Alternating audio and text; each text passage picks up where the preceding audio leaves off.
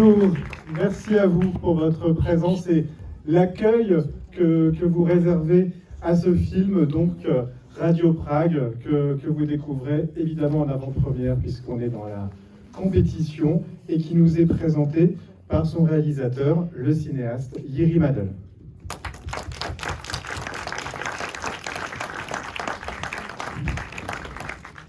Alors vous connaissez le principe de ces rencontres, de ces échanges, certainement. Un micro est à votre disposition, vous n'hésitez pas à lever la main bien haut pour qu'on vous identifie et qu'on vous l'apporte, de façon à poser une question à notre invité ou à partager avec nous tous ensemble une impression, une réflexion, un sentiment sur ce film que je trouve assez remarquable sur plusieurs plans. Est-ce qu'il y a d'abord l'envie de revenir sur cette période du printemps de Prague, l'envie de rendre hommage au journalisme et à ce média qu'est la radio, ou la volonté de réaliser un thriller politique? I'm gonna be honest with you. I hope so. I first bumped into this topic when I studied journalism at the university, and back then I was already doing a lot of acting, and I didn't attend the school properly. And I got, as a punishment, I got to read a book that has like 700 pages, and it's a history of Czechoslovak radio. Donc je vais être très très honnête avec vous. En fait, je suis tombée sur cette histoire quand je faisais des études de journalisme, et comme j'étais déjà comédien, je n'étais pas très très assidu, et en punition, on m'a donné à lire un bouquin de plusieurs centaines de pages sur l'histoire de la Tchécoslovaquie.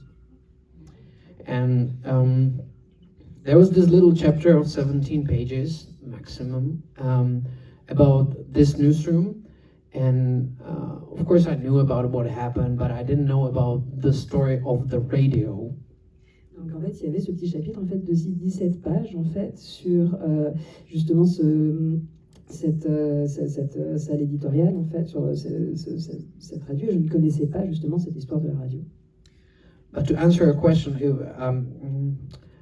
I was mostly interested in the intimate stories and the dilemmas that the people had, especially the technician when he's called up in the middle of the night to the office, where he's given the list with the fake news. And if that technician that night decided to be obedient and really to read and broadcast the lie, today we would probably learn about these events differently. We would be thinking, oh, they came to help. And the Czechoslovakians actually wanted that. So this small or big act of heroism was the main reason why I decided to dig in and elaborate on this story. Mais en fait, ce qui m'a vraiment intéressé, en fait, c'est l'histoire intime, en fait, c'est les dilemmes individuels, en fait, de chacune de ces personnes qui vraiment m'a intriguée, et notamment, en fait, cette histoire, en fait, du technicien qui se fait réveiller au milieu de la nuit et qui doit monter, en fait, au bureau pour raconter cette infox. Et s'il avait cette fausse information, cette propagande, donc s'il avait décidé, en fait, de suivre les ordres, en fait, d'obéir aux ordres, on aurait aujourd'hui, on apprendrait, on aurait une image complètement différente de ces événements, parce qu'on aurait en fait cette idée en fait qu'ils sont venus en fait pour aider, ce qui était les volontés en fait des autorités tchèques. Et donc c'était vraiment ces éléments-là que je voulais mettre en avant et appuyer. Alors justement, on voit que la vérité est un enjeu majeur. On voit aussi le franchissement d'une frontière par l'armée russe, accompagné de désinformation. Tout ça, ça a dû avoir trouvé chez vous aussi des échos contemporains qui ont dû vous motiver, j'imagine, pour réaliser ce film. That is right, but there was none of my intention. Like, I started my research in 2012, and back then, the world seemed to be quite all right, as opposed to what we live in now. The fact that there are the parallels is very unfortunate, and simply it was none of my intention, but the more parallels we see, the scarier it is. Oui, c'est vrai, mais ce n'était pas mon intention. En fait, au départ, j'ai commencé les recherches sur ce film en 2012 et on n'avait pas, en fait, la situation était différente, le monde n'était pas celui qu'on connaît actuellement. Et là, en fait, plus il y a effectivement des parallèles et plus on voit les parallèles, plus c'est effrayant. Alors peut-être tout de suite une réaction ou une question dans la salle. Encore une fois, vous savez qu'on est entre nous, donc il n'y a pas de timidité qui tienne. Oui, on va vous apporter le micro tout de suite. Merci. Bonjour. Bonjour et merci pour votre film. Voilà, on a l'impression qu'on n'a pas avancé beaucoup finalement. On est encore en danger et c'est très effrayant. J'avais une question sur les archives, les images d'archives. Quelle est la part d'images d'archives dans le film? Je vous remercie beaucoup. Okay. Like percentage of it, maybe. Yeah, the archive. I don't know how much it is in it. Actually, I can't even say how much time it is the archive. And my producer, she can't distinguish sometimes what's archive and what we shot, which is a good thing. But I cannot really tell. I was about to shoot this film even without this idea about implementing the archive. But then we tried it out. We made a lot of tests, and then we bumped into a new source of archive that was never used, and it was in a great quality. And once we got it, it was like a gift from heaven, and we were 100% sure we want to use it. Je ne pourrais pas vous donner les chiffres, je ne pourrais même pas vous donner le temps. En fait, même la productrice qui travaille avec nous ne peut pas parfois, en fait, ne peut pas faire la différence entre les archives et ce qu'on a filmé, en fait, ce qui est très bien. Et donc, je ne pourrais pas vraiment vous dire. Par contre, on a même un moment pensé, en fait, faire le film sans utiliser les archives, mais on a trouvé, en fait, on est tombé sur des archives qui n'avaient jamais été utilisées, absolument jamais. Donc, c'était une opportunité. Et après, en fait, il fallait absolument utiliser, en fait, cette source. On a vu ça comme un don du ciel, donc on s'est dit, il faut absolument les utiliser. Et le choix de la musique, est-ce que vous pouvez nous en parler? Parce que vos choix musicaux font beaucoup pour le rythme du film, bien sûr, mais c'est aussi un enjeu crucial, parce que dans un contexte où certaines musiques sont interdites. Yeah, we know how important music is for a film when you make a film about radio. And moreover, once you have like a newsroom that is international newsroom who's very unique, in a way that they belong to the few privileged people in the country who have seen what's happening outside because they were working outside. So it really was making sense that that this also permeates the soundtrack, meaning like once we're in the newsroom, we need to feel and hear the world music. But at the same time, 60s were great for Czech music, so we wanted to combine it and to show that there's this blossoming country in the Prague Spring, as well as the colorful outside. Oui, absolument. On sait tous en fait que la musique est extrêmement importante pour un film, surtout quand c'est un film qui parle de radio. Et en fait, il s'agit ici d'un journal international. Donc en fait, c'est un cadre qui est assez unique. Et on est en présence de personnes privilégiées qui ont eu le privilège en fait d'aller à l'extérieur, de voir en fait quel est le monde. Et donc on voulait dans cette station de radio justement de faire entendre justement de ce monde extérieur, mais en même temps. Les années 60, c'était une période extraordinaire pour la musique tchèque. C'était une période florissante en fait pour la musique, et donc on voulait également faire entendre justement le son en fait du printemps de Prague. And I think that choosing the music was the only funny part in the process of making the film. Et le choix de la musique est le seul truc marrant dans la réalisation de ce film. Une autre prise de parole, peut-être, il vous apporte le micro tout de suite. Merci. Bonjour. Bonjour. Bonjour. Alors merci beaucoup pour ce film qui est vraiment très très prenant, et je ne connaissais pas vraiment l'histoire du printemps de Prague, et là j'ai appris énormément de choses, et je voulais savoir si vous aviez interviewé, retrouvé les personnes qui ont été acteurs de cette radio. Yeah, I met the real journalists. I met 4 of them, or children of the journalists. Unfortunately, none of them is alive today, so they never saw the film, unfortunately.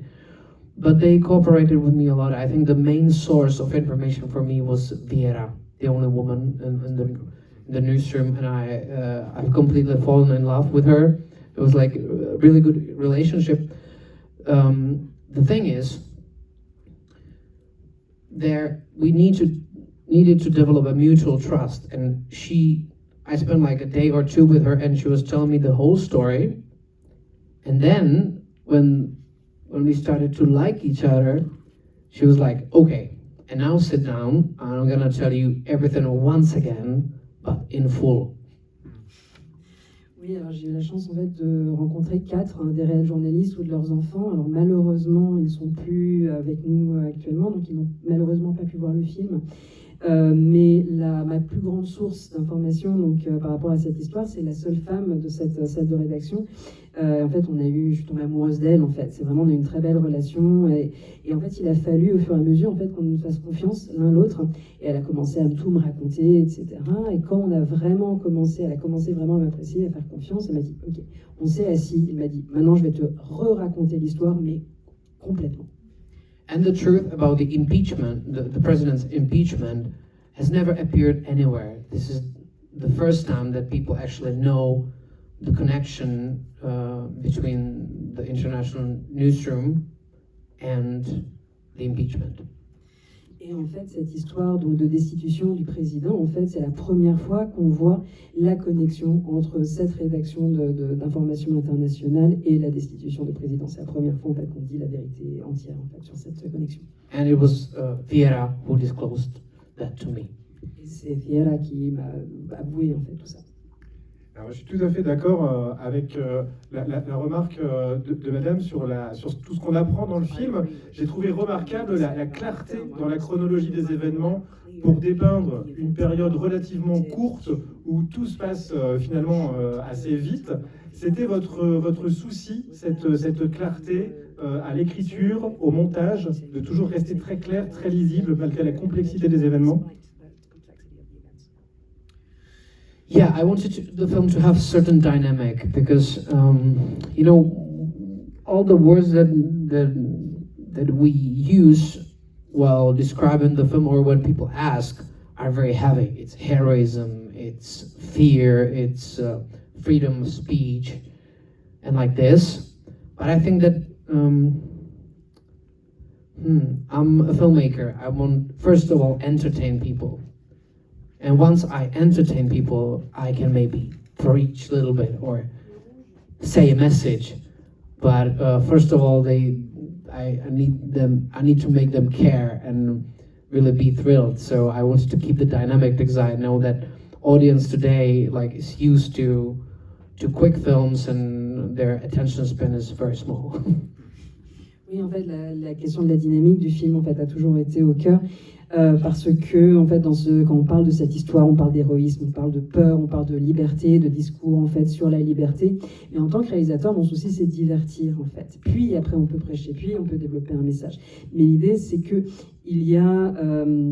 on a l'habitude en fait en tant que public on a peu d'attention en fait. Et l'idée c'est qu'ils aient justement cette excitation, cette connexion avec l'histoire. Of course, you gotta be truthful to the events because this is. At the end of the day, this is history. You can't really make it up. So let's say to entertain by history, not to give a history lecture, but to be like a father telling a kid a story. En fait, il faut rester véridique parce que c'est une histoire, donc on ne peut pas dire n'importe quoi. Mais je voulais pas non plus faire une leçon. Donc c'est un peu comme un père qui raconte une histoire à son enfant. D'ailleurs, on a parlé des journalistes, des figures réelles du journalisme que vous représentez à l'écran. Et le personnage de Thomas, est-ce que c'est entièrement une création de votre fiction ou est-ce qu'il est lui-même inspiré d'un personnage réel? He's fictitious, partly. He's like a mixture of 3 characters that I heard about. They were all technicians and there were like 100 technicians that are involved in this type of invasion broadcast. And I needed to find a symbol of it because I can't tell a story about 100 people.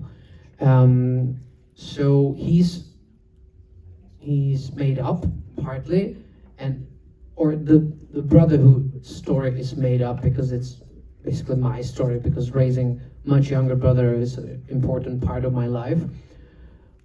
Yeah, then I continue. Non, en fait, l'histoire est fictive, en fait, en partie, parce qu'en fait, c'est un mélange de 3 personnages, 3 techniciens. Donc, dans cette histoire de radio, il y avait plus d'une centaine de techniciens, donc il est impossible de raconter toute l'histoire. Il faut trouver un symbole, justement, pour raconter cette histoire. Et l'aspect, en fait, de s'occuper, en fait, de cette idée de fraternité, c'est ma relation, en fait, avec mon petit frère dont je me suis occupée. Donc, c'est mon histoire personnelle. But there's also a reason why I decided to have Tomáš as a protagonist and not as the main protagonist and not one of the journalists. And it is that I simply felt that they were too high profile for that time.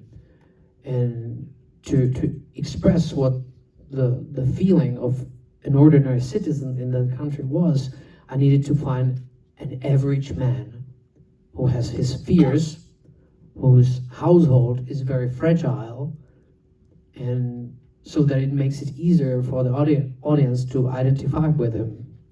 Et le choix, en fait, d'avoir Tomáš comme protagoniste, parce qu'en fait, tous ces personnages, tous les journalistes, en fait, ont des profils trop élevés. Et l'idée, c'était ce que je voulais, l'idée, c'était d'exprimer l'émotion, en fait, de voir, en fait, ce que vit un citoyen normal, monsieur tout le monde, sa peur, la fragilité de ce foyer. Et donc, l'idée, c'était de créer un personnage avec lequel le public peut s'identifier. Une autre réaction, peut-être? Oui, on vous apporte le micro tout de suite. Merci. Bonjour. Merci pour ce film également. Je voudrais vous poser une question concernant la liberté de la presse, des radios, puisque c'est l'un des thèmes de ce film. Et qu'en est-il actuellement? Est-ce qu'il existe encore une radio d'État à Prague? Et qu'en est-il de la liberté des journalistes et de leur passion pour leur métier, bien sûr, qui n'est pas toujours facile à respecter? Yeah, nowadays the situation of the state media is very positive in a way that they are the most stable point. They are the most reliable source of information for most of the people. The situation is difficult financially because at the same time people are reluctant to pass a law about like giving them more money, and that is a problem, but I'll continue. Mais non, actuellement, donc la télévision, enfin la radio publique, en fait, dans une très bonne situation, c'est qu'enfin, c'est très positif. En fait, c'est quelque chose qui n'a jamais été aussi stable. En fait, c'est la source la plus crédible pour la majorité donc de la population. Ils connaissent des difficultés financières parce qu'on ne veut pas légiférer, on ne veut pas augmenter les budgets. But of course, as you may guess, there's still like the fact that we live in freedom and that we have become rich European country is not to taste of Russia. So there's a huge impact of Russia still in the media, and they are trying to undermine the importance of the state media. We need to protect them, but it's very difficult because they are getting death threats. We are getting death threats for making this film. They are making our home addresses public, and they're fighting hard, and I can't even imagine how the journalists in the state media need to fight every day. Mais effectivement, donc le fait qu'on soit un pays libre, un pays riche de l'Union européenne n'est pas du tout au goût de la Russie, et donc il y a un impact, donc il y a une influence importante en fait de la Russie, et des menaces en fait venant de la Russie, notamment nous en faisant le film, on a eu des menaces de mort, et ils ont publié nos adresses personnelles, etc. Donc je n'ose même pas imaginer ce que c'est en fait au jour le jour pour les journalistes. Alors malheureusement, la prochaine intervention devra être la dernière, donc c'est le moment. Ce sera pour vous. Bonjour. Bonjour, merci pour ce film. Je voulais savoir si cette mémoire que vous avez racontée à travers ce film est encore très vive du printemps de Prague là-bas.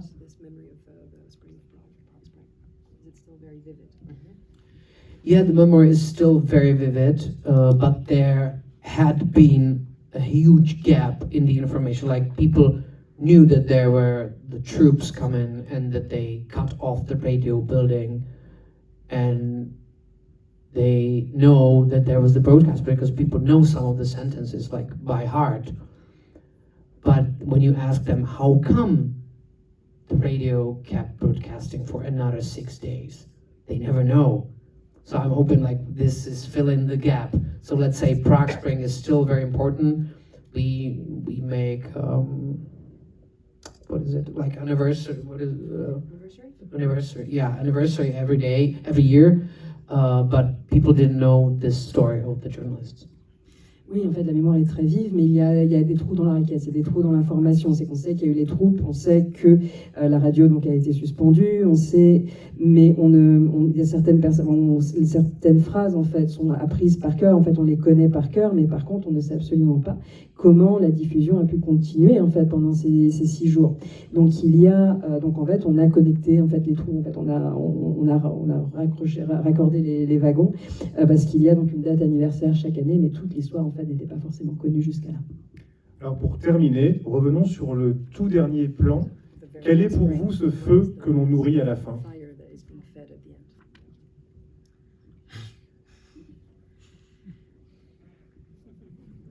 Sorry.